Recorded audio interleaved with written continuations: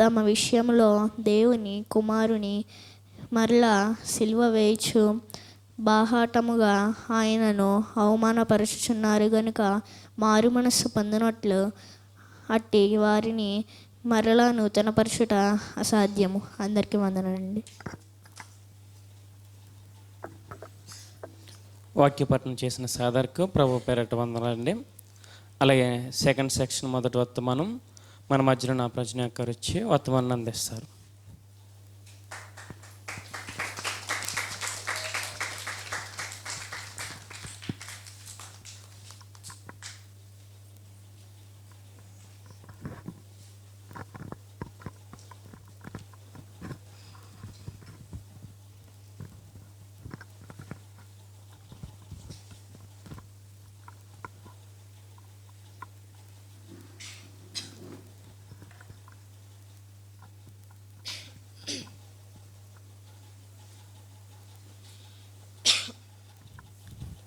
పిల్లలు కొద్దిసేపట్లో ముగించడం జరుగుతుంది కనుక దయచేసి కదలడాలు మాట్లాడాలు చేయకండి. అర్థమవుతుందా మీకు కూడా?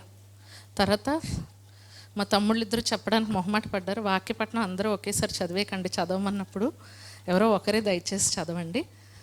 ఒకరు చదువుతున్నప్పుడు ఇంకొకరు ఆగిపోండి. రెండో వచనం చెప్పినప్పుడు ఇంకొకరు చదవండి. అందరూ తలలు వంచినట్లయితే ప్రార్థన చేసుకుందాం. మమ్మల్ని అత్మికలుగా ప్రేమించిన మా కన్న తండ్రి, మా దేవ, ఈ మధ్యాహ్న కాలం సమయమందు నాయన మీ పిల్లలందరితో కలిసి మమ్మల్ని తండ్రి అని పిలుచుకునే మహాభాగ్యం ఇచ్చినందుకే మీ కృతజ్ఞత ఆస్తుతులు చెల్లిస్తున్నాం. వాక్య ధ్యానంలోనికి వెళ్ళుచుండగా సమయోచితమైన జ్ఞానమును మీ పరిశుద్ధాత్మని ప్రేరణను అందివ్వమని వేడుకుంటూ మహిమ ఘనత ప్రభావాలు మీకే ఆరోపిస్తూ ఈ ప్రార్థన మా ప్రభు అయిన మీ ప్రియ కుమారుడైన యేసుక్రీస్తు వారి పుణ్యనామముని ప్రార్థన మలువులు అడిగి పొందుకొనుచున్నాం మా కన్న తండ్రి. ఆమెన్. కూడి వచ్చిన మీ అందరికీ మన ప్రభు అయిన యేసుక్రీస్తు వారి నామమున శుభములు. మరి ఫిబ్రవరి 1వ తారీఖు ప్రతి సంవత్సరం 2020వ సంవత్సరం నుండి 2021వ సంవత్సరం నుండి ఫిబ్రవరి 1వ తారీఖున ఆస్ట్రేలియాలో ప్రతి సంవత్సరం ఐ ఫర్గివ్ డే అనే ఒక రోజు జరుగుతుంది. ఏంటి అది? ఐ ఫర్గివ్ డే అంటే నేను నిన్ను క్షమిస్తున్నాను. ప్రతి సంవత్సరం ఆస్ట్రేలియాలో దేశవ్యాప్తంగా ఐ ఫర్గివ్ డే అనే ఒక డే జరుగుతుంది. అంటే నేను నిన్ను క్షమిస్తున్నాను. అసలు ఈ డే ఎలా స్టార్ట్ అయ్యింది? అక్టోబర్ 2 గాంధీ జయంతి అంటాం. ఎలా ప్రారంభమైంది? గాంధీ గారి పుట్టుకతో ప్రారంభమైంది. ఏప్రిల్ 14 అంబేద్కర్ జయంతి. ఎలా ప్రారంభమైంది? ఇలా ఒక్కొక్క రోజు ప్రారంభం అవడానికి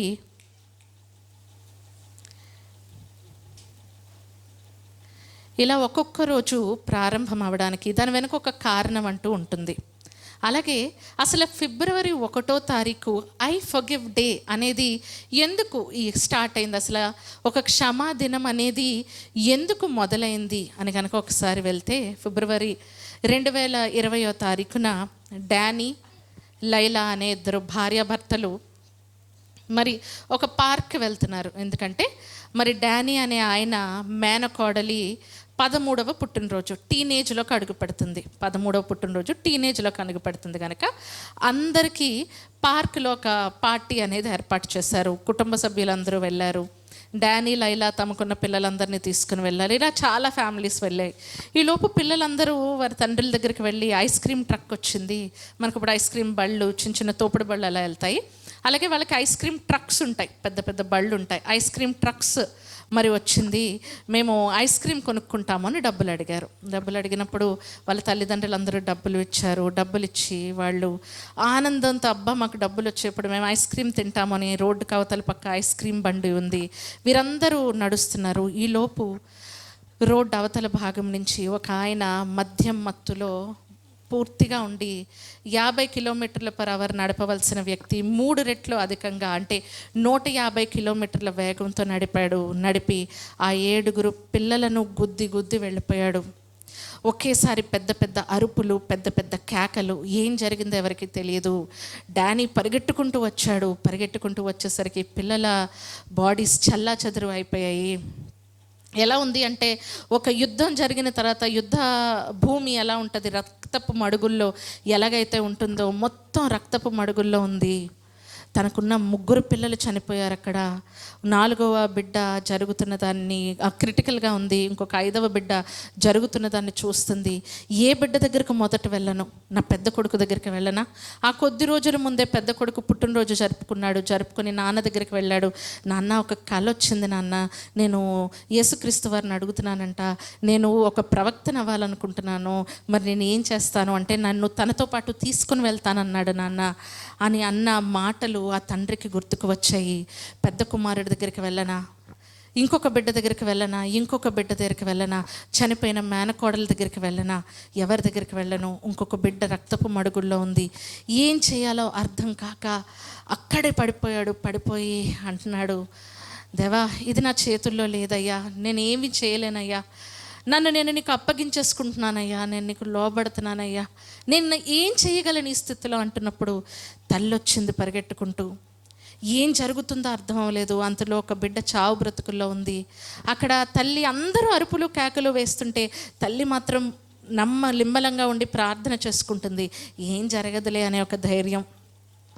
ఏ బిడ్డ అయితే రక్తపు మడుగుల్లో ఉందో అంబులెన్స్ వచ్చింది, ఆ బిడ్డను తీసుకుని హాస్పిటల్కి వెళ్ళారు.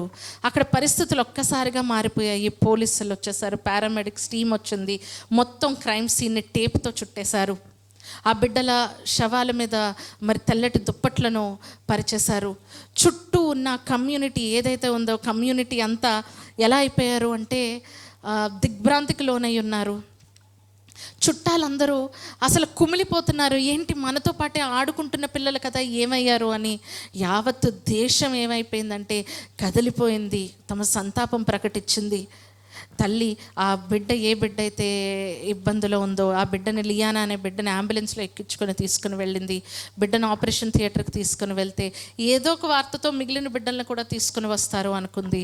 ఈలోపు భర్త అక్కడికి వచ్చాడు. భర్తను చూసి ఆమె అడుగుతుంది, లైలా అడుగుతుంది, ఎలా ఉన్నారు నా మిగిలిన 3 పిల్లలు అన్నప్పుడు భర్త భార్యను చూసి అన్నాడు, 3 చనిపోయారన్నాడు.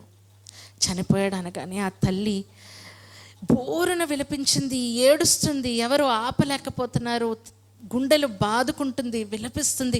నా 3 పిల్లలు, నా కళ్ళ ఎదురుగా ఎదిగిన పిల్లలు చనిపోవడం ఏంటి? 3 దినాలు పిల్లల్ని పోస్ట్ మార్టంకి తీసుకెళ్ళిపోయారు. 3వ దినమున హాస్పిటల్లో ఉన్న బిడ్డకు ఆపరేషన్ అవుతున్నప్పుడు ఎక్కడైతే ఆ యాక్సిడెంట్ జరిగిందో అక్కడికి వెళ్ళింది ఆ తల్లి. వెళ్ళేసరికి ఎక్కడెక్కడైతే పిల్లలు చనిపోయి ఉన్నారో అక్కడ పూల గుచ్చాలతో నింపి ఉన్నాయి. బోల్డ్ మంది జనాలు, చాలా మీడియా. ఇండియాలో గుచ్చి పొడిచి అడిగినట్టు అలాంటి దేశాలలో అడగరు. ఆమె దగ్గరికి మీడియా వెళ్ళి ఏ ప్రశ్న వేయాలో అర్థం అవడం లేదు. 3 బిడ్డలను కోల్పోయి 4వ బిడ్డ ప్రాణాపాయ స్థితిలో ఉంది, ఇంకొక బిడ్డ కూడా చనిపోయింది, బంధువుల బిడ్డ. ఇలాంటి ఆమెను ఏం అడగాలి అని చెప్పి ఆమె ఎదురుగా నిలబడినప్పుడు ఆమె చెప్తుంది వాళ్ళకి, మాకు 7 పిల్లలు. మా పిల్లలకు మేము ఏం నేర్పించామంటే ఒకరినొకరు ప్రేమించడం నేర్పించాం, లేని వాళ్ళకి ఇవ్వడం నేర్పించాం, ప్రతిరోజు బైబిల్ చదవడం నేర్పించాము, రాత్రి పడుకునేటప్పుడు ప్రార్థన చేసుకోవడం నేర్పించాం. మా కుటుంబం ఒక చాలా ఆనందకరమైన కుటుంబము, ఒక విలువలు కలిగిన కుటుంబము. అలాంటి కుటుంబంగా మేము ఎదిగాము. ఈరోజు ఆ కుటుంబంలో 3 లేరు అనగానే వెంటనే మీడియా వాళ్ళు, అక్కడ ఉన్న వాళ్ళు నిలబడి అడిగారు, అయితే మమ్మల్ని ఏ రకంగా మీకు సహాయం చేయమంటారు, ఏం చేయమంటారు అన్నప్పుడు ఆమె వారిని చూసాడింది, ప్రార్థన చేయండి, ప్రార్థన కన్నా నేను మిమ్మల్ని ఏం అడగట్లేదు, ఇది నిజంగా జరిగింది ప్రియమైన వారలారా, ప్రార్థన చేయండి అంది. ప్రియమైన వారలారా, ఆ రోజు నుండి ఆ పిల్లల ఫ్యూనరల్ జరిగిన వరకు, అంటే వారిని సమాధి చేసినంత వరకు కొన్ని వేల మంది జనాలు ఎక్కడైతే యాక్సిడెంట్ జరిగిందో రాత్రి పగళ్ళు అక్కడ కూర్చుని ప్రార్థనలు చేస్తూ ఉండేవారు. ఆ కుటుంబం కోసం ప్రార్థనలు చేస్తూ ఉండేవారు. ఏ దినమైతే, ఏ రోజైతే ఒక భయంకరమైన రోజుగా బిడ్డలు చనిపోయిన రోజుగా ఉన్నదో ఆ రోజు ఎలాగైపోయిందంటే ఒక విశ్వాసభరితమైన రోజుగా మారింది, ఒక క్షమాదినంగా మారింది. వాళ్ళు అడుగుతున్నారు భార్యాభర్తల్ని, మీరు ఏం చేయాలనుకుంటున్నారు ఆ డ్రైవర్ని అన్నప్పుడు వారిద్దరూ చూసి మేము క్షమిస్తున్నాం అని అన్నారు. ఏమన్నారు? మేము క్షమిస్తున్నాం అనగానే చుట్టూ ఉన్నవాళ్ళు అంటున్నారు, ఎలా క్షమించగలరు మీరు? ఎలా క్షమించగలరు? మీ బిడ్డలను భయంకరంగా, కిరాతకంగా మీ కళ్ళెదురుగుండానే తాగి మద్యం మత్తులో మునిగి ఏం చేస్తున్నాడో తెలియక భయంకరంగా గుద్దేసిన వాడిని మీరు ఎలా క్షమిస్తారు? అసలు ఎందుకు క్షమిస్తారు? ఎందుకు క్షమిస్తారు? అయినా మీకు మీ జీవితంలో ఇంతలా చేసిన దేవుడి మీద ఇంకా విశ్వాసం కావాలా?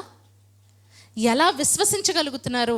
ఆ దేవుణ్ణి మీరు ఇంకా ఎలా ప్రేమించగలుగుతున్నారు? మీ పిల్లలను చంపేశాడు కదా, మీ పిల్లలను చంపేశాడు కదా అనగానే లైలా అంటుంది, ఇందాక నా భర్త చెప్పాడు కదా, this is bigger than me, I surrender to God. ఇది మా చేతులలో లేనిది, ఇది చాలా పెద్దది. మేము ఏం చేస్తున్నాం తెలుసా? మమ్మల్ని మేము మా దేవునికి అప్పగించుకుంటున్నాం. డానీ అంటున్నాడు, మా ఎదురుగా 2 దారులు ఉన్నాయి. ఏంటో తెలుసా? ఒకటి వినాశనానికి తీసుకువెళ్ళే దారి, ఒకటి మంచి మార్గం. నేను ఏ మార్గాన్ని ఎంచుకోవాలి? ఒక మార్గంలో నేను మాదక ద్రవ్యాలకు బానిసనై మత్తు పదార్థాలను తీసుకుని నా బాధను నేను మర్చిపోవచ్చు. రెండో మార్గంలో ఆ బాధతోనే నేను బ్రతుకుతూ నా దేవుడికి ప్రార్థించవచ్చు. ఒక మార్గంలో ఆ వ్యక్తిని శిక్షించవచ్చు, కానీ వాడిని శిక్షించడం వలన నాకేమొస్తుంది? నేను సంతోషంగా బ్రతకగలనా? లేదు కదా. అందుకనే నేను ఆ బాధని హత్తుకున్నాను, ఆ బాధలో నేను బ్రతుకుతున్నాను. నిద్రలేమి రాత్రులు ఎన్నో గడిపాను, ఎన్నో మారులు ఉరుక్కిపడి లేచాను. నా పిల్లలు నన్ను పిలుస్తున్నట్టుగా అనిపించింది. నా పిల్లలను నా చేతితో తాకుతూ ఏరువీళ్ళు అనుకున్నాను. భోజనపు బల్ల దగ్గర కూర్చున్నప్పుడు అయ్యో ఈ కుర్చీలు ఖాళీగా ఉన్నాయి అని నా పిల్లలను ఎతుక్కున్నాను. స్కూల్ టైం అయిపోయేసరికి నా పిల్లలు ఇంటికి ఎప్పుడు వస్తారా అని ఎదురు చూశాను. ఏదో ఊరెళ్ళినట్టు అనిపించింది. మరలా కొన్ని రోజుల్లో నా పిల్లలు వచ్చేస్తారు కదా అని ఎదురు చూస్తున్నాను. కానీ అదంతా బాధే కదా. ఆ బాధను నేను దిగమింగుకొని బ్రతకకపోతే, ఆ వ్యక్తిని నేను శిక్షించాలనుకుంటే ఏం దొరుకుతుంది అన్నాడు. 2023 నవంబర్ నెలలో డానీ ఎవరైతే యాక్సిడెంట్ చేశాడో ఆ వ్యక్తికి 20 సంవత్సరాల జైలు శిక్ష వేశారు. ఆ వ్యక్తిని కలవడానికి వెళ్ళినప్పుడు వీళ్ళు క్షమించమని అడిగిన గవర్నమెంట్ ఒప్పుకోలేదు. ఆ వ్యక్తి చేతులు గట్టిగా పట్టుకొని డానీ పాదాల మీద పడి బోర్న ఏడుస్తూ, నేను నీకు ఇంత అన్యాయం చేశాను, అయినా కూడా నువ్వు నన్ను క్షమించావా అని అడిగినప్పుడు అంటున్నాడు, ఇదిగో నువ్వు నష్టపోయావు. ఏం నష్టపోయావు? నీ 20 సంవత్సరాల కాలాన్ని నష్టపోయావు. నేను నా పిల్లలను కోల్పోయాను. నా పిల్లలు వెనక్కి రారు, నీ జీవితం కూడా వెనకకి రాదు. ఎందుకు ఈ మాటలను పలుకుతున్నారు అని వారిని అడుగుతున్నప్పుడు వారు అంటున్నారు, మేము నమ్మిన యేసు మాకు ఈ మాటలను నేర్పించాడు. నేను ఎలాంటి దేవుణ్ణి కలుస్తున్నానో తెలుసా? నువ్వు ముందెళ్ళని చెప్తున్న ఆయనను కొలవట్లేదు. ఆయన ముందుగా నడిచి ఇదిగో నన్ను చూసి మీరు నడవండి అని చెప్తున్న ఆయనను మేము కొలుస్తున్నాము అన్నారు. ప్రియమైన వారలారా, ఈ భార్యాభర్తలను చూస్తున్నప్పుడు ఎలా ఇంత బాధలో క్షమించమని అడుగుతారు? ఇలాంటి యాక్సిడెంట్లు ఇలాంటివి జరుగుతున్నప్పుడు వాడిని బ్రతకనివ్వద్దు, వాడు ఉండకూడదు, వాడిని చంపేయండి. చూడండి ఎన్నో భయంకర. వైజాగ్ ప్రాంతంలో ఒక ఫోటోగ్రాఫర్ ఒక అబ్బాయిని ఇంకొక అబ్బాయి తీసుకుని వెళ్ళాడు. ఏదో షూట్ ఉందని చెప్పాడు. కెమెరా కోసం ఆ అబ్బాయిని రావులపాలెంలో చంపేశాడు, ఇసుకలో కప్పెట్టేశాడు. ఆ తల్లిదండ్రులు అంటున్నారు, నా బిడ్డను చంపిన వాడు బ్రతకకూడదు, వాడు చచ్చిపోవాలి.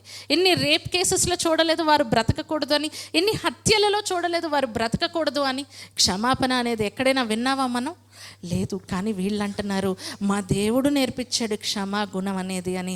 అందుకనే యావత్తు దేశం నిర్ఘాంతపోయింది, ఇలాంటి నిర్ణయాన్ని వాళ్ళు తీసుకున్నారేంటి అని. అప్పటి నుండి పిల్లలు చనిపోయిన రోజును ఏం చేశారు అంటే ఐ ఫర్గివ్ డే, అంటే ఆ రోజు నువ్వు ఎవరి పట్లైనా తప్పు చేస్తే క్షమాపణ అడుగు. ఎందుకంటే వీళ్ళు వాళ్ళ బిడ్డలను చంపేసిన వారిని క్షమించారు కదా, మరి మనం క్షమించలేమా? ప్రేమైన వారలారా, వీరు ఎవరిని బట్టి ఆ మాట అన్నారు? ఒకసారి చూడండి, ఇందాక చదువుకున్న మాట లూకాసు వార్త 23వ అధ్యాయం 34వ వచనం. లూకాసు వార్త 23వ అధ్యాయం 34వ వచనం. లూకాసు వార్త 23:34 చదువమ్మా. తండ్రి, వీరు ఏమి చేయుచున్నారో వీరు ఎరుగరు గనుక వీరిని క్షమించు. యేసుక్రీస్తు వారు ఏమంటున్నారు? వీరు ఏమి చేయుచున్నారో వీరు ఎరుగరు గనుక వీరిని క్షమించు. అసలు ఏం చేశారు వారు?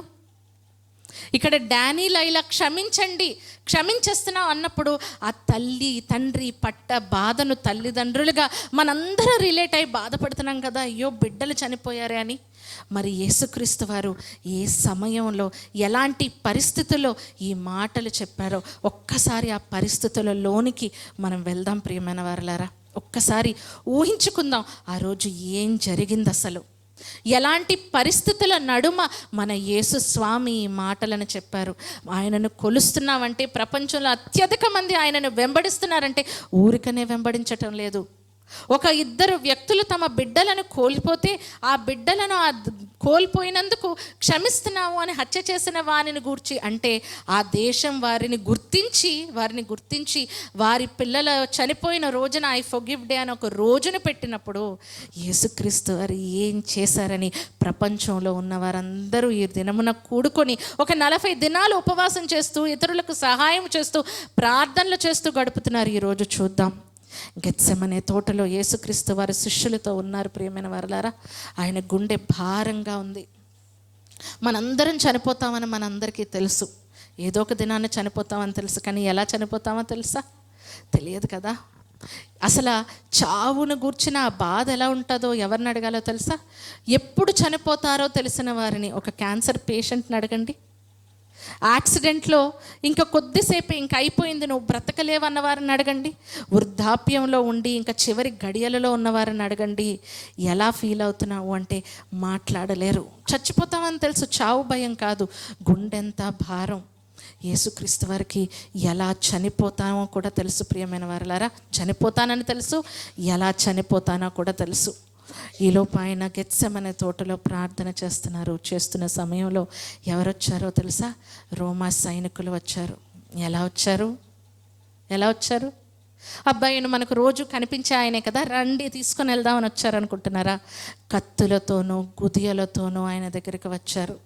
యేసుక్రీస్తు వారు అంటున్నారు, నేను సమాజ మందిరంలో నన్ను చూస్తున్నారు కదా, నేను మాట్లాడడం చూస్తున్నాను కదా, ఎందుకు ఏదో బందిపోటునో దొంగనో బంధించడానికి వచ్చినట్టు వస్తున్నారు అని అంటున్నప్పుడు వారు ఎలా వచ్చారు అంటే కత్తులతోనూ గుదియలతోనూ వచ్చారు. వచ్చిన వారు ఏం చేశారో తెలుసా?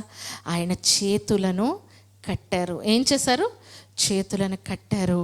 కడుతూ చేతిలో కత్తులు గుదియలు ఉంటున్నప్పుడు వాడకుండా వదిలేస్తారా? వాడతారా? ఆ గుదియలతో పొడుస్తూ గుద్దుతూ ముందుకు నెట్టుతూ ఆయన తీసుకువెళ్తూ తర్వాత ఆయనను ఈడ్చినట్టుగా ఉంటుంది. ఆయన ఏం చేశారో తీసుకెళ్ళేటప్పుడు ఈడ్చుకుంటూ వెళ్ళారు. ఒక్కసారి ఆలోచించండి ప్రియమైన వారలారా. చనిపోతానని తెలుసు, ఎలా చనిపోతానో తెలుసు. ఒక ఆందోళన అనేది ఉంటుంది. ఆ ఆందోళన సమయంలో ఆయన పట్టుకోవడానికి వచ్చారు.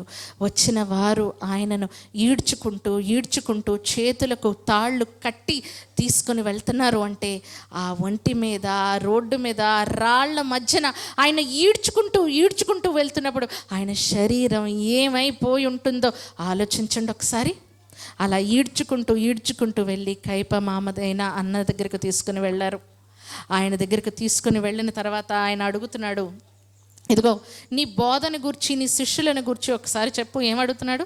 నీ బోధన గురించి నీ శిష్యులను గురించి చెప్పు అంటున్నప్పుడు యేసుక్రీస్తు వారు అంటున్నారు, కొత్తగా నేను చెప్పాల్సింది ఏముంది? ఎన్నో మార్లు మీరు విన్నారు కదా, మీకు తెలుసు కదా, నేను ఏం చెప్తానో మీకు తెలిసిందే అన్నప్పుడు అక్కడ ఉన్నవాడికి చాలా కోపం వచ్చింది. ఎందుకంటే అన్నతో ఇలాంటి మాటలు మాట్లాడడం ఏంటి అని వెంటనే ఏం చేశాడంటే ఆయనను తీసుకుని వెళ్ళి తన అరచేతులతో కొట్టాడు. ప్రియమైన వారలారా, ఒక దెబ్బ కొడితే, ఒక మాట అంటేనే అవమాన భారంతో మనం అయిపోతాం కదా.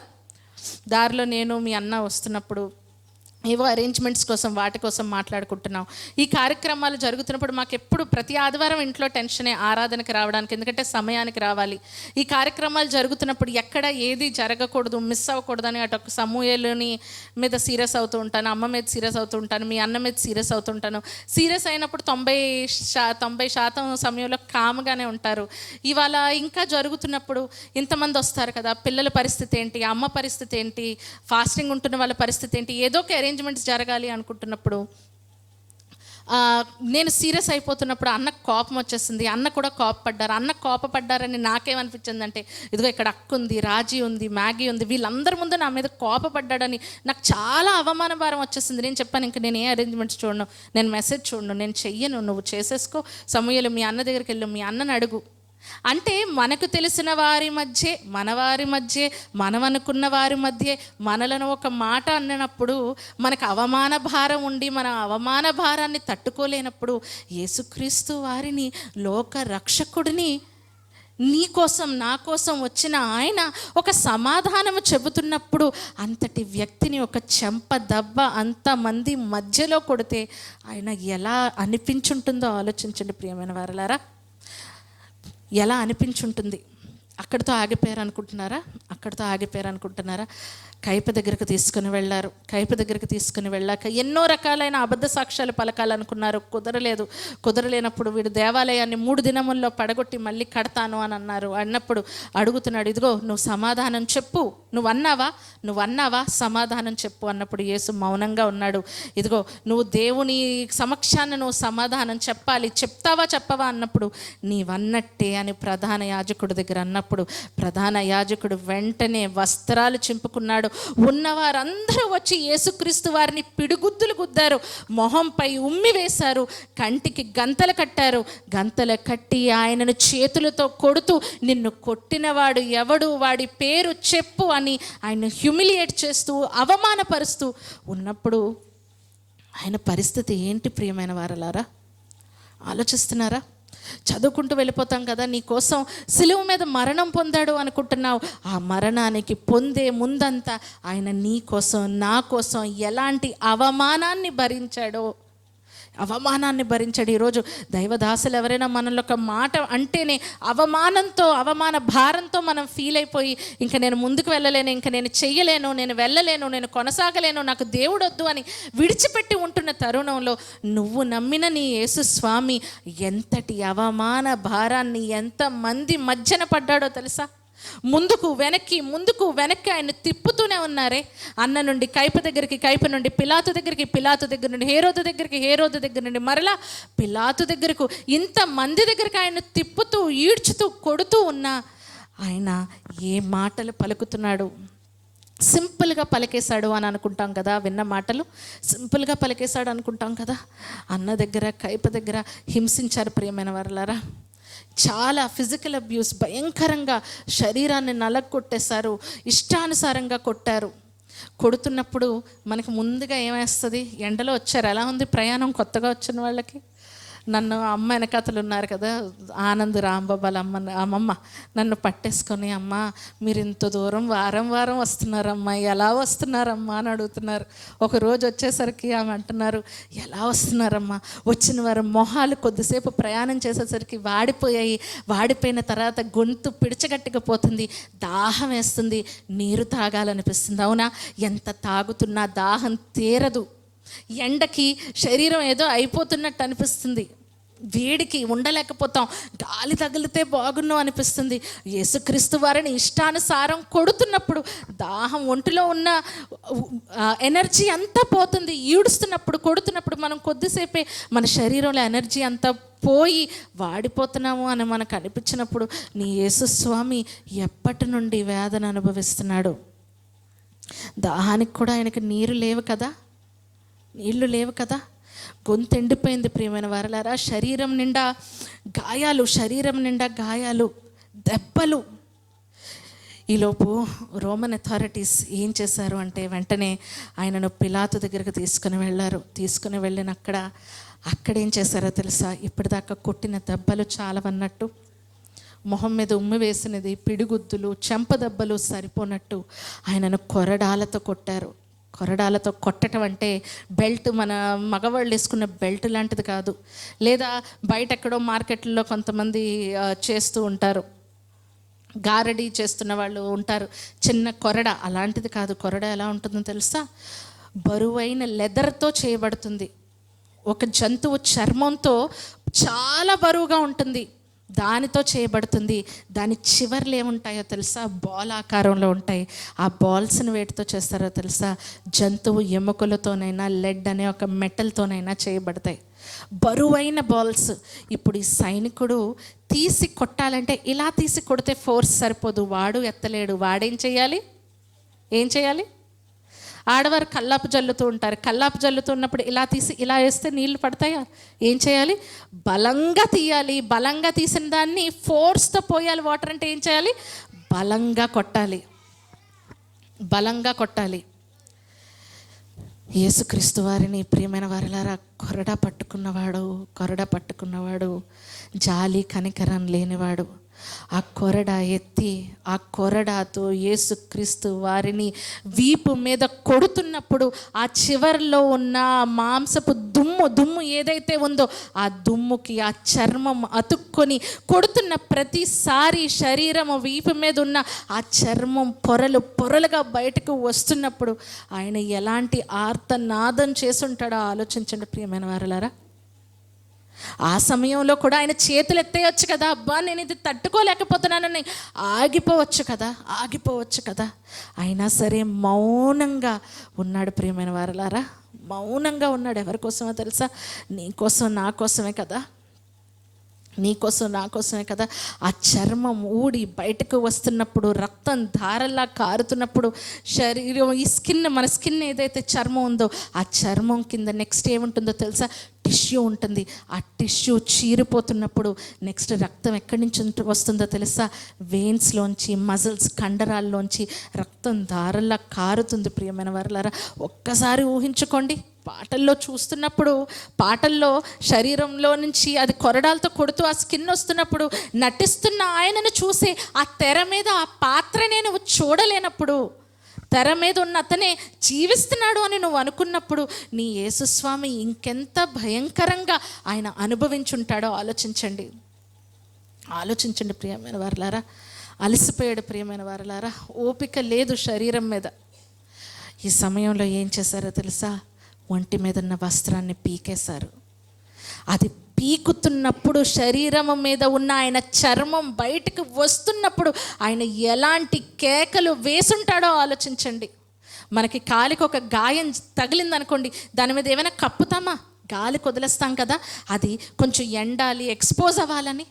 శరీరం మీద ఆ రక్తపు మడుగులలో అది అతుక్కుపోయి ఉండుంటుంది కదా శరీరం మీద ఉన్న ఆ వస్త్రం. ఆ వస్త్రాన్ని భయంకరంగా పీకేసిన తర్వాత, నువ్వు యూదుల రాజు అన్నావు కదా, ఊదా రంగు వస్త్రాన్ని వేసుకో అని ఒక వస్త్రం వేసినప్పుడు అది ఎంతగా గాయాలను రగులుస్తుందో ఆలోచించండి ప్రియమైన వారలారా. భయంకరమైన బాధ, చెప్పుకోలేని బాధ కదా. అక్కడితో ఆగిపోలేదు ప్రియమైన వారలారా, ముండ్ల కిరీటాన్ని చేశారు. ఎలాంటి ముళ్ళు? నీకు నాకు చిన్న ముళ్ళు గుచ్చుకుంటేనే తట్టుకోలేవు కదా, రాళ్ళ లాంటి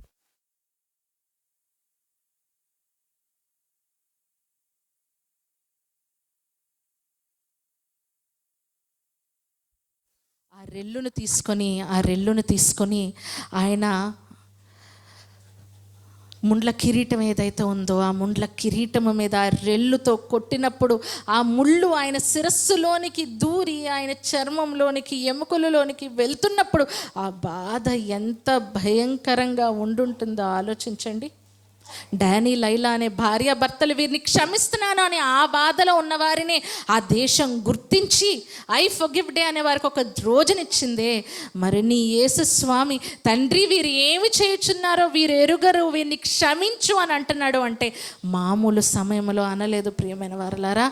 ఇలాంటి బాధ పొందుతున్న సమయంలో, ముండ్ల కిరీటం పెట్టిన సమయంలో రెల్లు తీసుకొని ఒక గోడకు మేకు వేసి కొడితే ఎలా ఉంటుందో అది తలకి కొడుతున్నప్పుడు, ఆ ముళ్ళు తలలో శిరస్సులోనికి వంగుతున్నప్పుడు, దిగుతున్నప్పుడు, రక్తం ధారలుగా మొహం మీద కారుతున్నప్పుడు ఆయన ఎలా ఉండుంటాడో ఆలోచించండి ప్రియమైన వారలారా.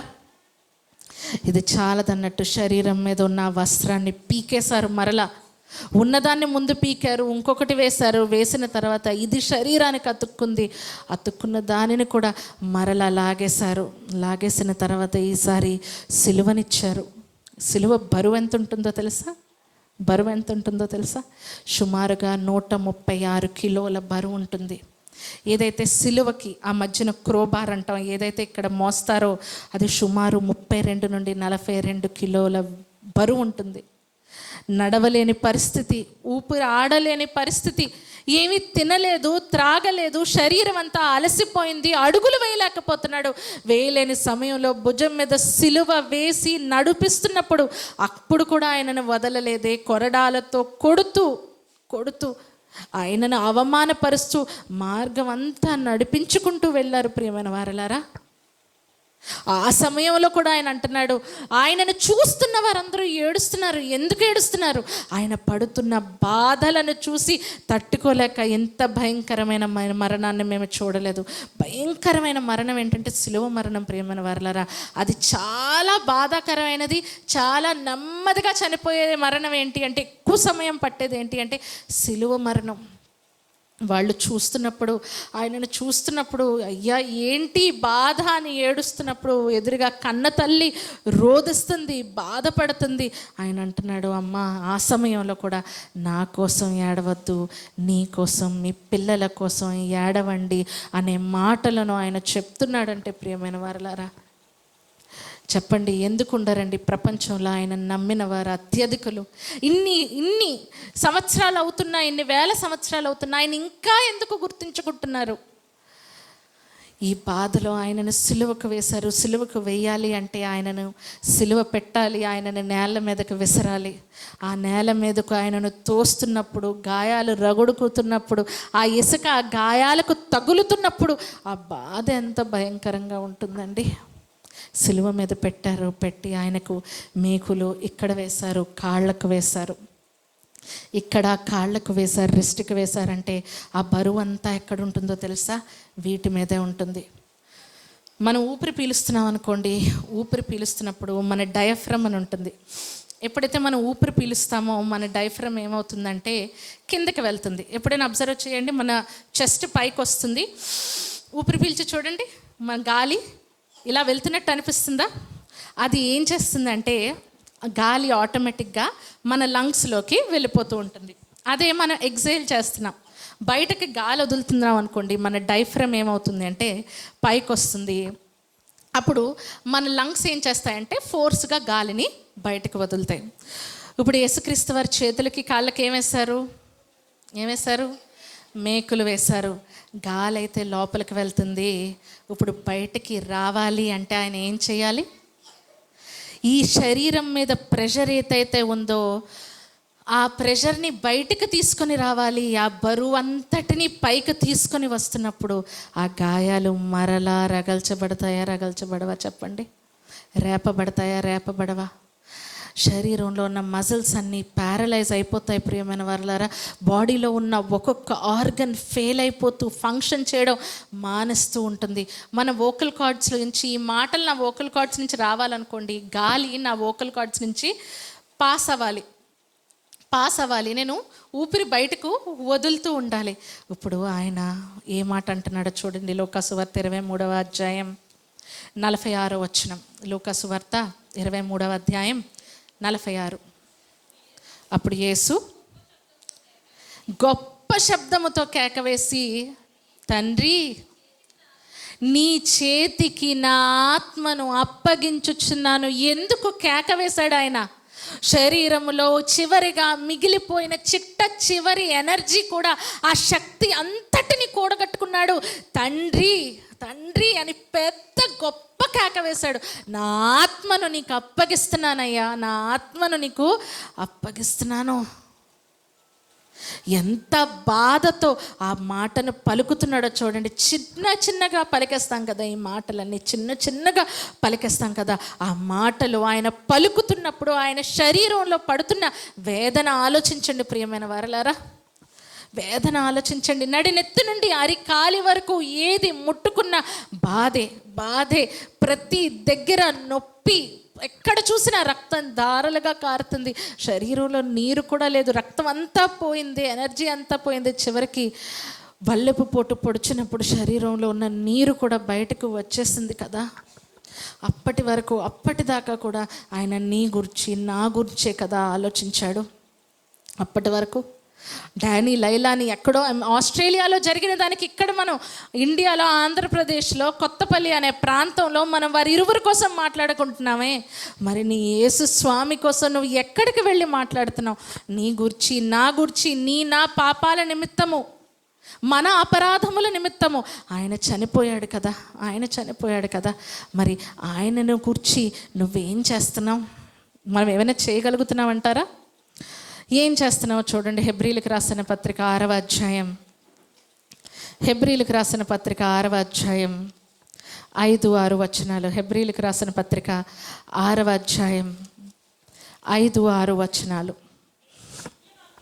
దేవుని దివ్య వాక్యమును, రాబో యుగ సంబంధమైన శక్తుల ప్రభావమును అనుభవించిన తర్వాత తప్పిపోయిన వారు తమ విషయములో దేవుని కుమారుని మరలా సిలువ వేయచ్చు బాహాటముగా ఆయనను అవమానపరచుచున్నారు. ఏం చేస్తున్నామంట? మరలా మన అవిధేయతతో, మన క్రియలతో ఆయనకు మరలా ఏం చేస్తున్నావు? సిలువ వేస్తున్నావు అంటే నువ్వేం చేస్తున్నావో తెలుసా? ఆయన మొహం మీద ఉమ్ము వేస్తున్నావు, పిడిగుద్దులు గుద్దుతున్నావు, ముండ్ల కిరీటం పెడుతున్నావు, కొరడాలతో కొడుతున్నావు. ఆయన ఇలాంటి బాధ పొందారు అన్నప్పుడు, యూదులు ఎంత భయంకరంగా శిక్షించారు అని మన కళ్ళు చెమరుస్తున్నప్పుడు, నువ్వు నేను మన అవిధేయత వలన మరలా ఆయనకి ఏం చేస్తున్నాము అంటే ఇవే చేస్తున్నాం కదా ప్రియమైన వారలారా, ఇవే చేస్తున్నాం కదా. మరలా సిలువ వేయచ్చు బాహాటముగా ఆయనను అవమానపరుస్తున్నారు. చంపదెబ్బలు కొడుతున్నప్పుడు, రోడ్డు మీద ఈడుస్తున్నప్పుడు అది అవమానం అని నీకు అనిపిస్తే, అంతకన్నా భయంకరమైన అవమానాన్ని ఎవరు చేస్తున్నారు? మనం చేస్తున్నాం కదా. బాధగా అనిపించడం లేదా? నీ కోసం, నా కోసమే కదా ఆయన ఈ భూమి మీదకు వచ్చాడు. ఇంత వేదనను అనుభవించాడు, పరమును వీడాడు, సామాన్య మానవునిగా ఈ భూమిపై బ్రతికాడు. తినటానికి ఆహారం లేదు, సరైన నివాసము లేదు, సరైన బట్టలు లేవు, తన గురించి తను ఆలోచించుకోలేదు. తన గురించి ఆలోచించటానికి ఒక భార్య, పిల్లలు, ఒక కుటుంబం అంటూ లేదే. బ్రతికిన 33.5 సంవత్సరాల కాలములో మనము నరకానికి జారిపోకుండా తండ్రి చెంతకు వెళ్ళాలి అని, తండ్రిని తెలుసుకోవాలి అని మన కోసం నిస్వార్థంగా బ్రతికిన వాడే కదా మన యేసునాథుడు. మరి అలాంటి ఆయనను ధరించిన మనం ఎలా ఉంటున్నాం ప్రియమైన వారలారా? చిన్న చిన్న వాటి కోసం ఆయనను విడిచిపెట్టే వారముగా ఉంటున్నామా? చిన్న చిన్న వాటి కోసం ఆయనను అశ్రద్ధ చేసే వారముగా ఉంటున్నామా? చిన్న చిన్న వాటి కోసం ఆయనను అపహసించే వారముగా ఉంటున్నామా? ఏముందిలే, ఎందుకు రావడంలే. ఈరోజు ఎలా అయిపోయిందంటే సమాజం, మనం కఠినంగా చెప్పామనుకోండి, ఇదిగో దేవునిలో ఉండాలి అని, ఎలాంటి పరిస్థితుల్లోనికి వెళ్ళిపోయారంటే కఠినంగా చెప్తే దేవుడే వద్దు, ఇక్కడ కాకపోతే ఇంకొక దగ్గరకు వెళ్ళిపోతాం, ఏముంది, అవసరం లేదు కదా అనే భ్రమలో బ్రతుకుతున్నారు ప్రియమైన వారలారా. దేవుడు మనలను ఒక దగ్గరకు చేర్చుకొని తీసుకొని వెళ్ళాడు అంటే దాని అర్థం ఏంటో తెలుసా? సమాజముగా మనము ఉండి దేవుని పరిచర్యలో కొనసాగాలి అని అన్నింది అక్కడ చెప్పినట్టు 2020వ సంవత్సరంలో కొందరు మాకు ఫోన్ చేసి అడిగారు, మేము ప్రార్థన చేయాలనుకుంటున్నాము, మాకు ప్రార్థన కావాలి, ఉదయకాలాన్న 5 గంటలకు మీరు దయచేసి మా కోసం లెగవండి అన్నారు. వారి కోసం ఉదయకాలాన్న ప్రార్థన, సాయంత్రం ప్రార్థన ఏర్పాటు చేసాం. కొంతకాలం అయిపోయిన తర్వాత ప్రార్థనలో ఏకీభవించడానికి వారికి ఇష్టం ఉండట్లేదు. అంటే ప్రార్థన వారు ఎప్పుడైనా రావాలి, ఎప్పుడైనా వెళ్ళిపోవచ్చు, ఆ రకంగా వారికి ఆ స్వేచ్ఛను కోరుకున్నారు, ప్రశ్నించకూడదని కోరుకున్నారు. మేము ఏం చేసినా పర్వాలేదు, మేము ఎక్కడికి వెళ్ళినా పర్వాలేదు, ఇగో నువ్వు ఈరోజు డిసెంబర్ 31 ప్రార్థనకి ఎందుకు రాలేదని నేను ప్రశ్నించకూడదు, రాకపోయినా పర్వాలేదులే వదిలేయండి, మీరు ప్రార్థనలో లేకపోతే ఏంటని విడిచిపెట్టేయాలి అనే దీంట్లో ఉండి ఏం చేశారంటే ఇంకా మాకు సహవాసం వద్దు, ప్రార్థన వద్దు అని వదిలేసిన తర్వాత ఈ ప్రార్థనలు జరుగుతున్న తర్వాత మేము వాక్యం చెప్పడం ఆపేసాము.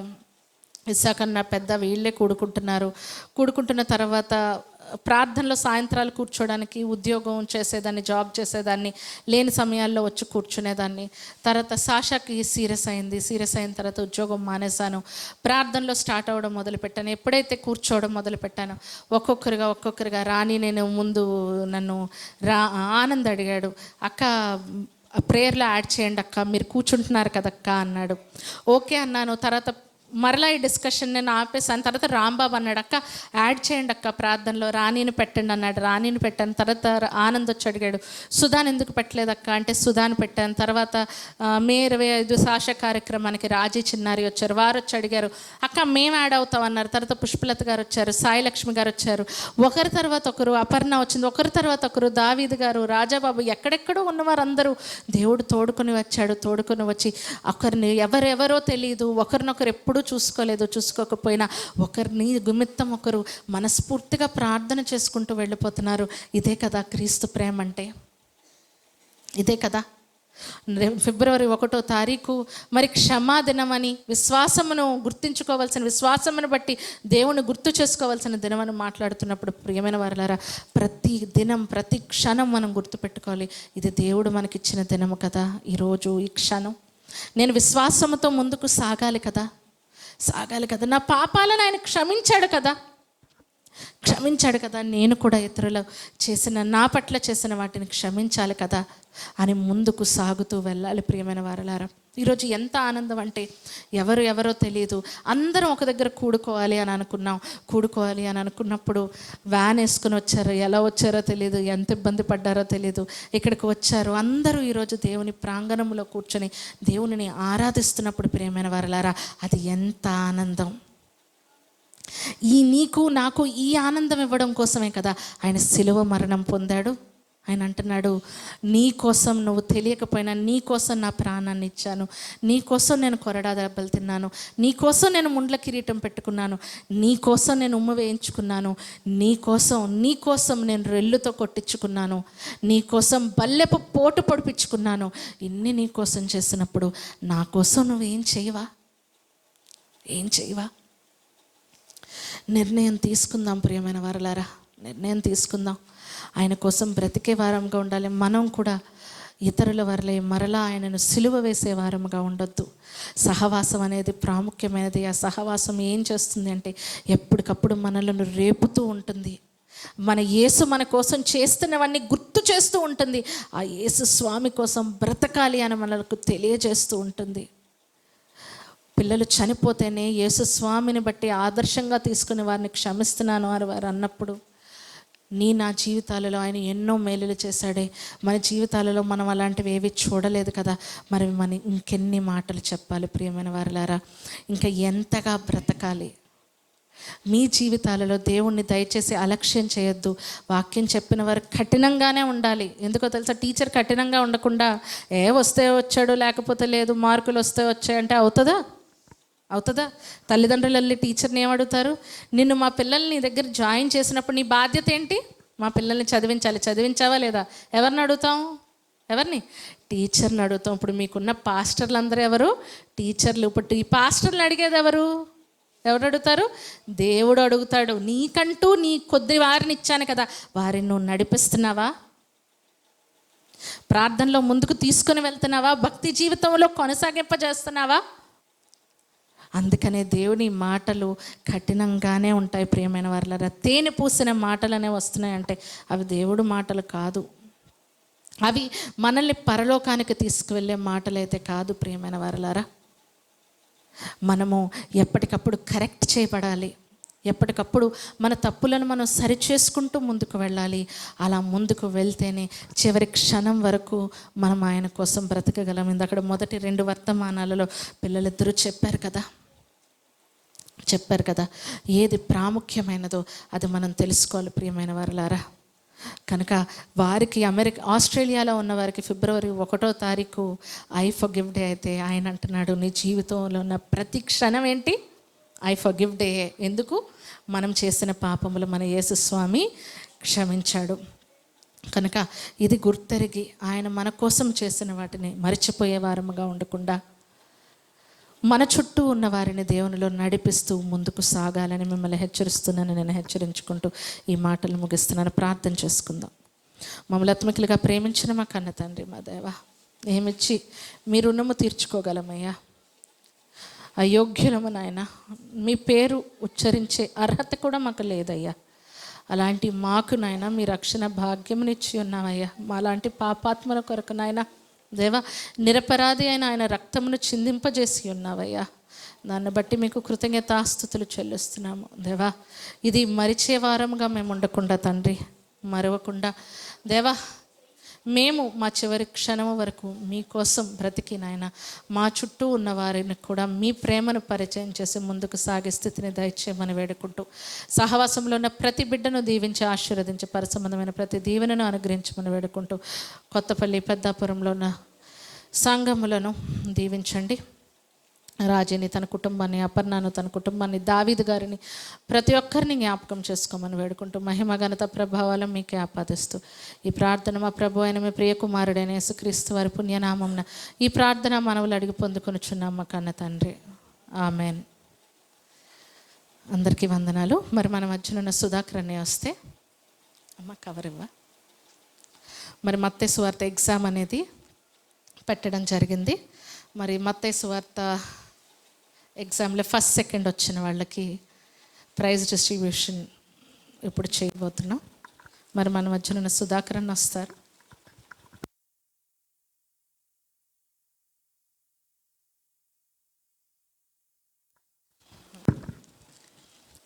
మరి ఫస్ట్ ప్రైజ్ పెద్దాపురంలో ఉంటున్న పెద్దాపురం సంఘస్థురాలైన సుధా ఆనంద్కి వచ్చింది. 90 మార్క్స్ వచ్చాయి.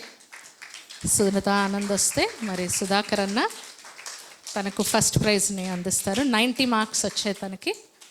గట్టిగా నెక్స్ట్ లంచే.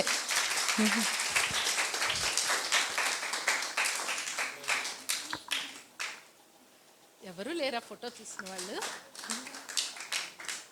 రాజీ తీయమ్మ, ముందుకు వచ్చి తీస్తారు.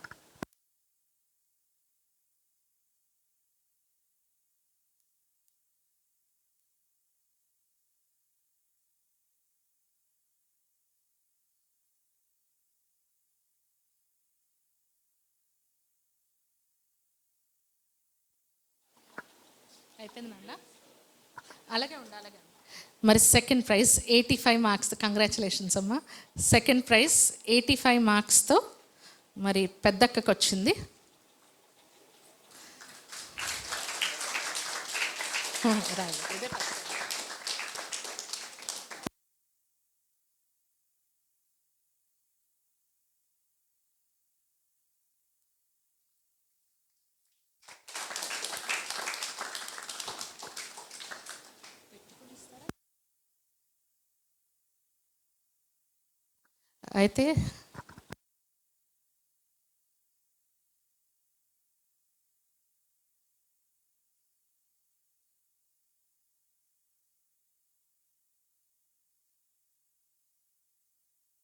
అయితే పెద్దక్క వాళ్ళ ఇంట్లో నేను అనుకున్నది ఇందాక ప్రేయర్లో అనుకున్నాను. పెద్దక్క వాళ్ళ ఇంట్లో అయితే గోడ మీద పెట్టడానికి మరి మా బావ ఒప్పుకోడు కాబట్టి థర్డ్ వచ్చిన వారికి మరి సెకండ్ వచ్చిన పెద్దక్క చేతుల మీదుగా ఇప్పించాలనుకుంటున్నాను. మన మధ్యన ఉన్న రాణి రాంబాబు వచ్చి 79 మార్కులు వచ్చాయి. మరి పెద్దక్క దగ్గర నుంచి సెకండ్ ప్రైజ్ మరి వచ్చిన వారు, థర్డ్ ప్రైజ్ వచ్చిన వాళ్ళకి దీన్ని బహుకరిస్తున్నారు.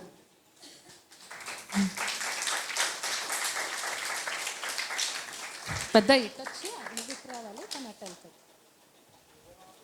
రే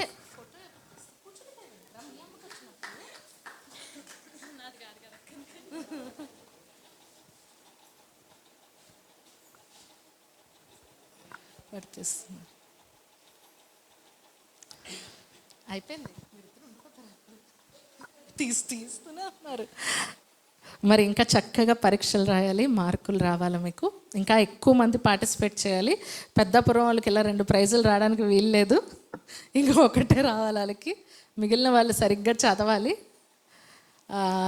నెక్స్ట్ ఎగ్జామ్కి ఇంకా బాగా ప్రిపేర్ అవ్వండి. ఇప్పుడు సమయాన్ని అన్నకు అప్పగిస్తున్నాను. అన్న మాట్లాడాక ముగింపు ప్రార్థన, ఆశీర్వాద ప్రార్థనతో అన్న ముగిస్తారు.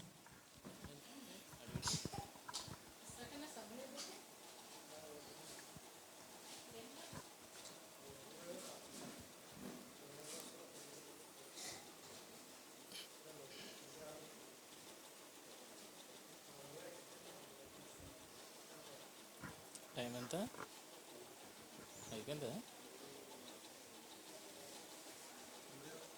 3:20. టైం పడుతుందా?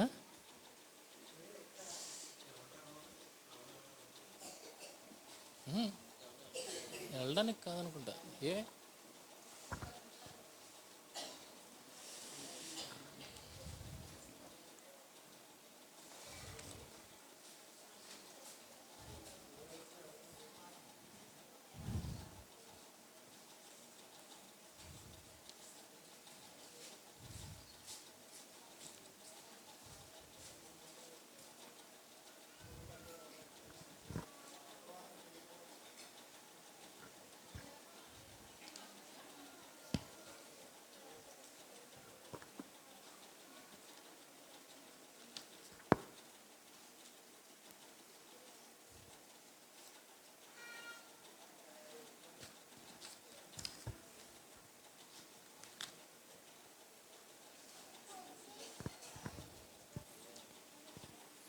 ఇప్పటివరకు మరి అనేకమైన సంగతులు మీరు విని ఉన్నారు.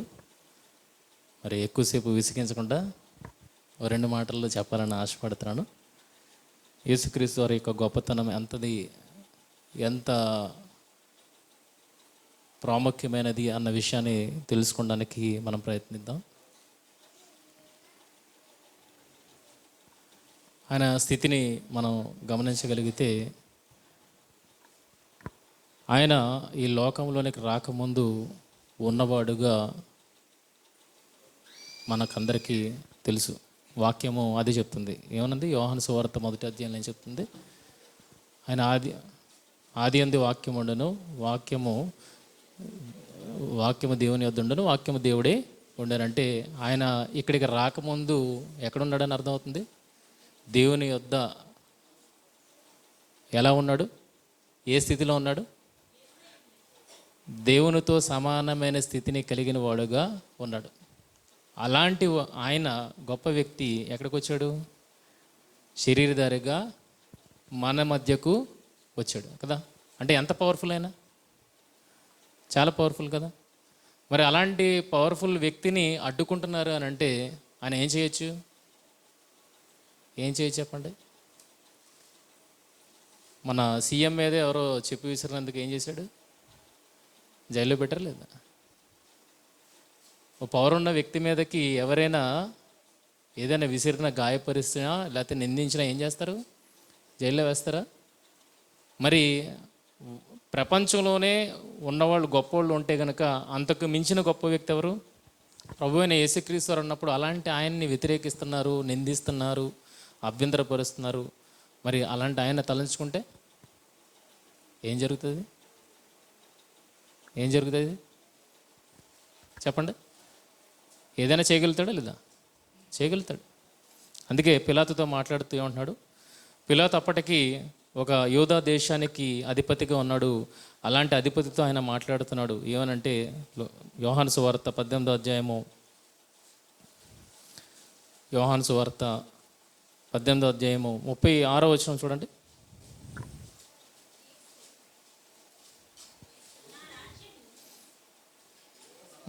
నా రాజ్యము ఈ లోక సంబంధమైనది కాదు, నా రాజ్యం ఈ లోక సంబంధమైనది అయితే నేను యూదులకు అప్పగింపబడుకున్నట్లు నా సేవకులు పోరాడుదురు, కానీ నా రాజ్యము ఏ సంబంధమైనది కాదనను. నిజంగా ఆయన అంత పవర్ఫుల్ అని అంటే ఎలాంటి సైన్యాన్ని ఆయన మోహరించగలడు అన్న విషయాన్ని చూడగలిగితే, పేతురు మలుకు అన్న సైనికుడి చెవి తెగనరిపినప్పుడు ఏమన్నాడు చెప్పండి? మలుకు అన్న సైనికుని చెవి తెగనరికినప్పుడు యేసుక్రీస్తు ఏమన్నారు? నేను తండ్రిని వేడుకుంటే తండ్రి నా కోసం పంపించడా? ఎంతమందిని పంపిస్తాడు అన్నాడు? 12 సేనావ్యూహుల కంటే ఎక్కువ. ఒక్కొక్క సేనావ్యూహం ఎంతమంది? 6,000 మంది యోధులు, సైనికులు కాదు, యోధులు. అలాంటిది 12 సేనావ్యూహాల కంటే ఎక్కువ అంటే 12 × 6,000 72,000 మంది యోధులు రారా నేను వేడుకుంటే అని అంటున్నాడంటే ఆయన ఎంత పవర్ఫుల్ అన్న విషయం ఇక్కడే మనకు అర్థం కావాలి. మరి అంత పవర్ఫుల్ వ్యక్తి ఎందుకు అన్ని అవమానాలు సహించాడు? అన్ని నిందలు ఆయన ఓర్చుకున్నాడు, అన్ని గాయాలు ఆయన శరీరం ముందు భరించాడు. ఆలోచించండి. నిజంగా ఆయన తన సైన్యాన్ని పిలిచి ఉంటే కనుక ఆయన చరిత్రలో ఒక పేజీలో లిఖింపబడేవాడేమో. కానీ అలెగ్జాండర్ ద గ్రేట్ చరిత్రలో లెక్కింపబడిన వ్యక్తి. అప్పుడప్పుడు మనం జ్ఞాపకం చేసుకుంటాం కదండి. మరి ఆ రోజు ఆయన సైన్యాన్ని దింపించి ఆయన పోరాడి ఉంటే గనక ఆయన చరిత్రలో లిఖింపబడేవాడేమో. కానీ ఈరోజు మనుషుల హృదయాలలో ఆయన లిఖింపబడ్డాడంటే ఆయన ఏం చేయకపోబట్టి, ఆయన తన పవర్ని వినియోగించుకోలేదు. ఏది ఆయన వినియోగించాడనంటే తన సహనాన్ని అక్కడ వినియోగించాడు. అందుకే ఈరోజు చరిత్రలో కాదు, ఎక్కడ నించుండిపోయాడైనా మనుషుల హృదయాలలో ఆయన నించుండిపోయాడు. ఎన్ని తరాలు గతించాయి? 2000 సంవత్సరాలు. ఎన్ని తరాలు గతించినా ఎప్పటికీ చెక్కు చెదరని వాడుగా మనుషుల హృదయాలలో చిరస్థాయిగా ఆయన నిలిచిపోయాడు. ఎందుకు సహించాడు? ఎందుకు సహించాడు? పిల్లవాళ్ళు మారం చేస్తున్నప్పుడు తల్లిదండ్రులు చెబుతారు, ఏమండి, వాడిని ఏదైనా చేయగల సామర్థ్యం ఎవరికి ఉంటుంది? తల్లిదండ్రులకు ఉంటుంది, అవునా కాదు? ఏదైనా చెదగొట్టేసే సామర్థ్యం కూడా ఉంటుంది. కానీ దాన్ని అంతటినీ ప్రయోగించరు. ఏం చేస్తారు? ఓర్చుకోవడానికి ప్రయత్నం చేస్తారు, అవునా కదా? ఓర్చుకోవడానికి ప్రయత్నం చేస్తారు. అలాంటి వాటిలో కొన్ని కథనాల్లో ఎవరున్నారంటే, పిల్లాడికి చెప్పి చెప్పి చెప్పి వినకపోతే చివరికి తాను అంతం చేసుకుని నా చావైనా నీలో మార్పును తీసుకువస్తుందేమోనని కొంతమంది తల్లిదండ్రులు చనిపోయిన వారు కూడా ఉన్నారు. ఇది మన ముందున్న ఎగ్జాంపుల్స్ ఇవి. మన పిల్లాడి మార్పు కోసం మనం ఏదైనా చేయొచ్చు. మనం పేరెంట్స్గా మనం ఏదైనా మన పిల్లాడు కనుక ఏదైనా చేయగలిగే స్థితి మనకు ఉన్నప్పటికీ కూడా ఆ పిల్లాడి మార్పు కోసం మనం ఏం చేస్తున్నాం? సహిస్తున్నామా లేదా? అంతటి గొప్ప సహనాన్ని ఎవరు కలిగి ఉన్నారు? మనం ఎక్కడికి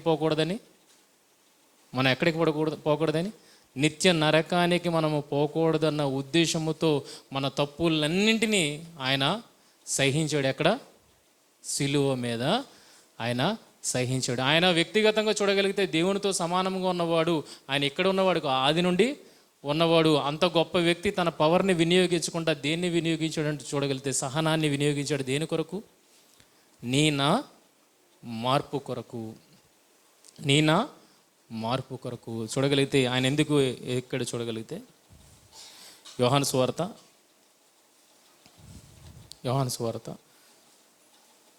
12వ అధ్యాయము 32వ వచనం.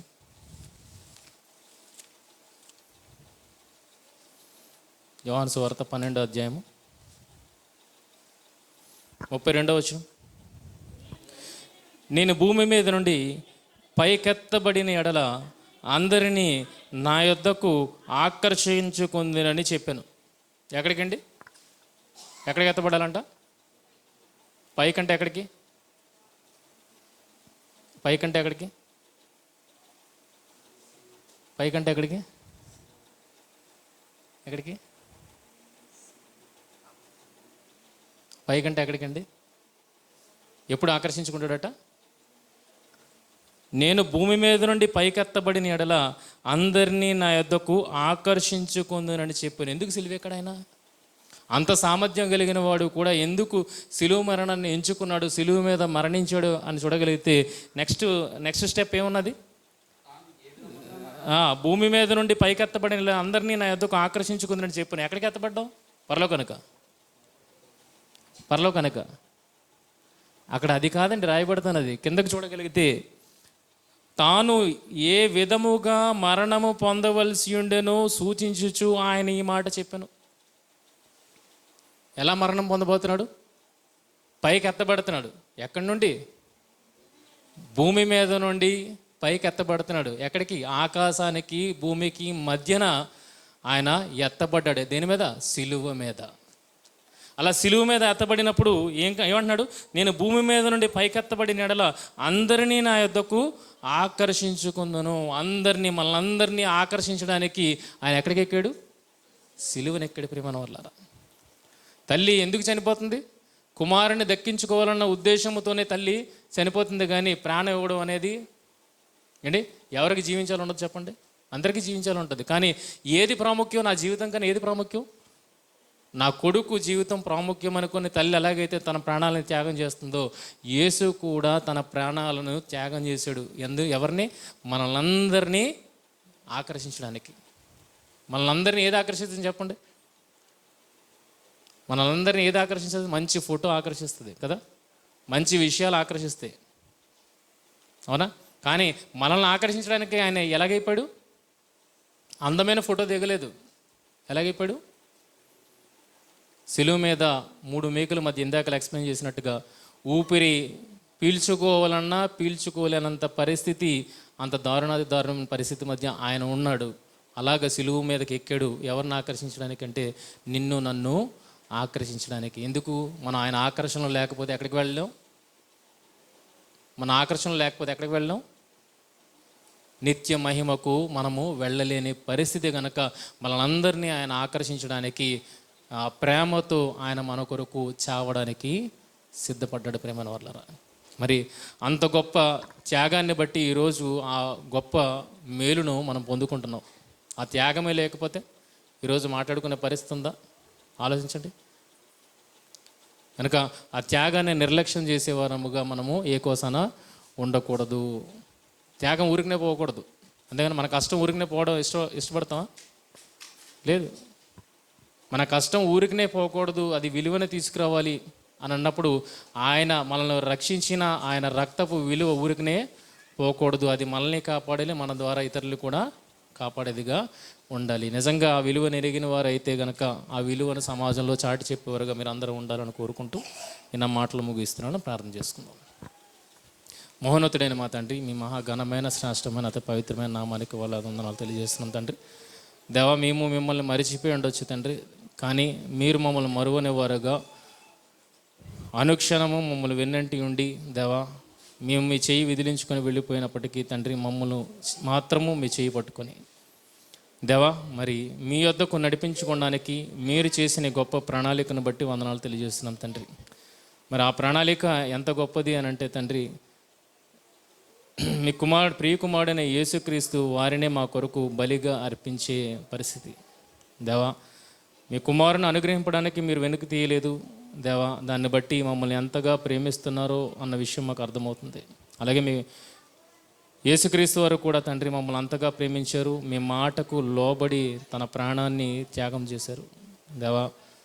మరి ఇరువురి త్యాగాలను బట్టి ఈరోజు ఈ రక్షణ భాగ్యంలోనికి మేము అందరము చేరగలిగాము. మరి ఆ స్థితినే మేము గుర్తు చేసుకుంటూ ఈరోజు జ్ఞాపకార్థముగా ఈ కార్యక్రమాన్ని జరిగిస్తున్నాం తండ్రి దేవా. ఇది మా మటుకు జ్ఞాపకంగా ఉండిపోయేది కాకుండా అనేకులకు ఇంకా రక్షణ భాగ్యంలోకి నోచుకొని వారందరి జీవితాల్లో ఇది జ్ఞాపకానికి వచ్చుటకు సహాయం దయచేయమని ప్రార్థన చేయించున్నాము. ఈ సంఘము తండ్రి ఈ గొప్ప భాగ్యాన్ని తన మట్టుకు వహించేదిగా కాకుండా అనేకులకు ఈ భాగ్యాన్ని పంచేదిగా, అనేకులను క్రీస్తుకు దగ్గర చేసేదిగా ఉండుటకు సహాయం దయచేయమని ప్రార్థన చేసినాం. అలాగే ప్రపంచవ్యాప్తంగా జరుగుతున్న ప్రతి ఆరాధన తండ్రి మీ మహిమార్థమే జరుగుటకు సహాయం దయచేయండి దేవా. క్రీస్తు గొప్పతనాన్ని ఈ డేట్ వైజ్ జ్ఞాపకం చేసుకునేవారుగా ఉండకుండా అనునిత్యం వారి జీవితాల్లో మరి వారి జ్ఞాపకం చేసుకుంటూ దేవా ఆ ప్రకారం బ్రతికేవారుగా విలువను చాటేవారుగా ఉండుటకు సహాయం దయచేయమని మిమ్మల్ని ప్రార్థిస్తున్నాం. కూడి వచ్చిన ప్రతి ఒక్క కుటుంబాన్ని దీవించి ఆశీర్వదించండి దేవా. మరి ఎండాన్ని ఆలోచించకుండా దేవా, మీ అందు ఆసక్తి కలిగి మీ సన్నిధిలో కూడుకోవడానికి మీ పిల్లలు వచ్చినారు. మరి ఆసక్తిని బట్టి వందనాలు తెలియజేస్తున్నాం తండ్రి దేవా. మరి తండ్రి మరి కూడికంతా తండ్రి మీ ఆధీనంలో జరిగిందని మేము నమ్ముతున్నాం తండ్రి. మీకే మహిమ ఆపదిస్తున్నాం తండ్రి దేవా. చేసిన ప్రార్థనలు, పాడిన పాటలు మీ పాద సన్నిధికి చేరున్నాను మేము నమ్ముతూ దేవా. మరి ఇంకనూ రాలేని వారి కుటుంబ విషయాల్లో కూడా మీరు తోడుగా ఉండండి, సహాయాన్ని దయచేయండి. మరి ఇప్పటివరకు ఆధిక్యత వహించి మీరే మహిమ గంత ప్రభావాలు పొందినారని నమ్మచ్చు. మరొకసారి తండ్రి మా హృదయపూర్వక ధన్యవాదాలు మీకు తెలియజేసుకుంటూ యేసుక్రీస్తు వారిని మా కొరకు మీరు అర్పించిన విధానాన్ని మేము గుర్తు చేసుకుంటూ మీకు కృతజ్ఞతాస్తుతులు తెలియజేసుకుంటూ ఈ గొప్ప రక్షణను మేము నిర్లక్ష్యం చేసేవారం ఉండకుండా దేవా, మీ మాటల మీద నిలకడగలిగి ముందుకు సాగే గొప్ప భాగ్యాన్ని మాకు అందరికీ దయచేయమని, మాకు ఇచ్చిన బిడ్డలు కూడా మీలో ఎదుగుటకు సహాయం దయచేయమని, రాబోయే తరాల్లో మీ సిలువ వార్తను చాటే గొప్ప యోధులుగా వారు ఉండుటకు సహాయం అనుగ్రహించమని దేవా. వృద్ధులను జ్ఞాపకం చేసుకునండి దేవా. చక్కటి ఆరోగ్యాన్ని అనుగ్రహించమని, ఇప్పటివరకు మా జీవితాల్లో మీరు చేసిన మీళ్ళంటిని బట్టి మా హృదయపూర్వక ధన్యవాదాలు మీకు తెలియజేసుకుంటూ మహిమ ఘనత ప్రభావాలు మీకు ఆరోపిస్తూ ప్రభువైన యేసుక్రీస్తు వారి అతి శ్రేష్టమైన ఉన్నతమైన పవిత్రమైన నామంలో ఈ ప్రార్థన మనలు అడిగి సమర్పించుకొనిచున్నాం తండ్రి, ఆమేన్. మన తండ్రి అయిన దేవుని ప్రేమ, ప్రభువైన యేసుక్రీస్తు వారి యొక్క కృప, పరిశుద్ధ ఆత్మ యొక్క అన్యోన్య సహవాసము సదాకాలము ఈ సహవాసంలో ఉన్న వారందరికీ, సార్వత్రిక సంఘం అంతటికి, సకల పరిశుద్ధులకును ఎప్పుడు నెల్లప్పుడు నిత్యము మీ కృప తోడండి నడిపించును గాక. ఆమేన్. అందరికీ వందనాలండి.